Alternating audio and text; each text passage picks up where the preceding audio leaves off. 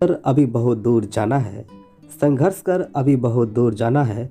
जिन्होंने कहा तेरे बस का नहीं, आगे उन्हें करके भी दिखाना है।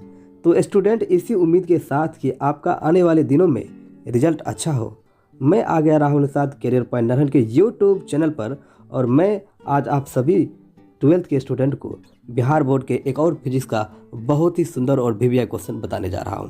तो स्टूडेंट, चलिए अब गौर करते हैं क्वेश्चन पर। आज का जो क्वेश्चन हम लोगों का है वह है आवेश का गुण। तो समझते हैं आवेश के गुणों के बारे में। तो स्टूडेंट, आवेश के गुण क्या है? तो आवेश के गुण क्या है, निम्नलिखित हैं। पहला नंबर बात करेंगे, यानी 1 नंबर में लिखेंगे आवेश का क्वांटिमीकरण। ठीक है, क्वांटाइजेशन ऑफ चार्ज कहा जाता है। यानी इसका मतलब क्या होता है, किसी वस्तु पर कुल आवेश इलेक्ट्रॉन पर उपस्थित आवेश का पूर्ण गुणज होता है। इसे ही आवेश का क्वांटिमीकरण यानी क्वांटाइजेशन कहते हैं। ठीक है, अर्थात Q बराबर Ne प्लस माइनस यानी जहाँ Q होगा वस्तु पे चार्ज, N होगा इलेक्ट्रॉन की संख्या और E होगा इलेक्ट्रॉन का मान, जो कि होता है 1.6×10⁻⁻19 कूलम। समझ में आ गया? किसी वस्तु पर अगर मान लीजिए किसी वस्तु पर 5 इलेक्ट्रॉन है, तो आपको 5 और गुने इलेक्ट्रॉन का जितना मान होगा उतना से आपको गुना करना पड़ेगा। ठीक है, तो उस वस्तु पर कितनी चार्ज होगी ये बात पता चल जाएगा। इस गुण को कहते हैं आवेश का क्वांटिमीकरण। ठीक है, क्वांटाइजेशन ऑफ चार्ज कहते हैं। तो पहला गुणधर्म आप समझ गए। चलते हैं दूसरे गुणधर्म की तरफ। आवेश का संरक्षण। आवेश का संरक्षण, आवेश को ना उत्पन्न किया जा सकता है और ना ही नष्ट किया जा सकता है। ठीक है, और केवल आवेश को एक चालक से दूसरे चालक पर स्थानांतरित किया जा सकता है।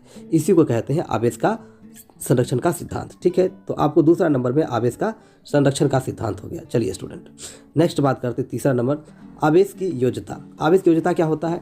देखिए, किसी भी वस्तु पर अगर मान लीजिए 3 चार्ज है, जैसे कि मान लीजिए यहाँ पर Q1 Q2 और Q3 चार्ज है, इस वस्तु पर टोटल Q कितना होगा? टोटल Q हो जाएगा आपको Q बराबर Q1 प्लस Q2 प्लस क्या Q3, यानी तीनों चार्जों को आपस में जोड़ दीजिए, जितना जितना कूलम है वही उस वस्तु पर कुल आवेश होगा।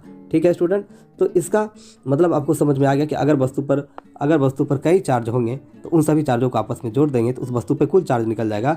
आवेश के इसी गुणधर्म को हम लोग कहते हैं आवेश की योज्यता। आवेश की क्या कहते हैं? योज्यता। उम्मीद है आपको ये बात भी समझ में आ गया होगा। चलते हैं चौथे गुणधर्म की तरफ, आवेश की निश्चितता। इसका मतलब ये होता है कि किसी वस्तु पर आवेश Q का जो मान होगा सभी दशाओं में, दशाओं कहने का मतलब ये है कि अगर वो वस्तु, जैसे ये वस्तु है, अगर इस वस्तु पर Q चार्ज है, अगर ये वस्तु रुका हुआ है तो फिर भी Q चार्ज रहेगा, अगर ये वस्तु गति करेगा तो फिर भी Q चार्ज रहेगा। आवेश विराम अवस्था में और आवेश गतिशील अवस्था में क्या होता है? आवेश का मान बराबर होता है। समझ में आ गया? तो लाइक करें, चैनल को सब्सक्राइब करें और दोस्तों के साथ शेयर करें। मैं राहुल निषाद, आपको आज इतना